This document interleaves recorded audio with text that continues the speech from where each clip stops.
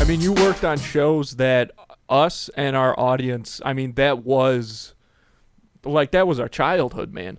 And, you know, with you working on, I messaged you this about Hannah Montana specifically because I think that show, for one thing, I don't necessarily, I think that the design on that show was particularly important for her character because of the dual life that she played. Her room is what solidified that to like us as children as an audience, because she had that like secret closet part or whatever, you know. Yes, the secret closet with the spinning yeah, clothes yeah, rack yeah. and all that. Yeah, that was it was supposed to be like that was her fantasy life. So it was like she'd walk out of her bedroom and then walk through this little thing and then show up, and it'd be like, well, there's Hannah Montana, full, all the wigs and all the outfits and the whole thing. Yeah, that was I said to somebody, I said, I've never in my career been more popular.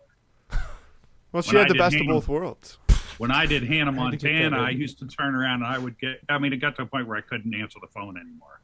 Wow. I was getting so many ticket requests because at the time I was married and had stepdaughters who were teenagers.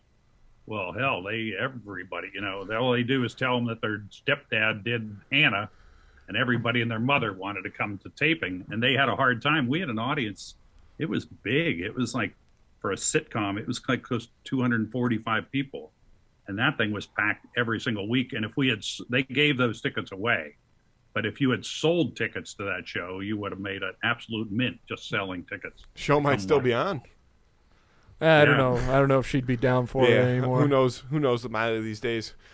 And The Sweet Life of Zach and Cody too. That was a show that I watched religiously as a child. Well, it was more of a guy show. Yeah. Yeah. Hannah was more for the girls, and Sweet Life.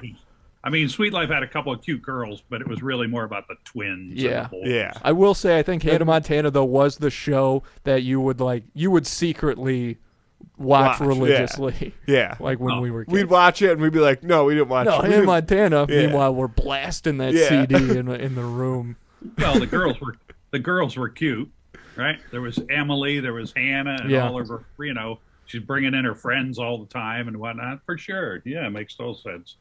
But those shows, I mean, the look of those shows, I feel like defined the look of the Disney Channel as a whole for almost a decade after that. I think even because Hannah Montana was 2006, and The Sweet Life was the year before, and if you go all the way to the Zendaya show, Shake It Up, which was in like 2013 or 11 or something.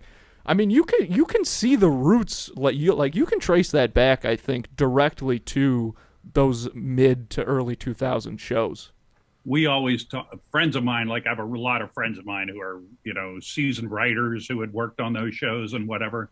And we talk about all the time that those are the glory days of the Disney Channel. Oh, yeah. Hannah Montana, That's So Raven, when that was on for a long time, Sweet Life, I think those, and I think that after that, they started to go downhill. I don't think the shows were near as good as those shows were. It was kind of like what we were just talking about with Friends, where I think a lot of people just got involved. They were like, well, let's just kind of, take this part, and what you get in that ultimately is just a watered down version of the thing that people actually really enjoy.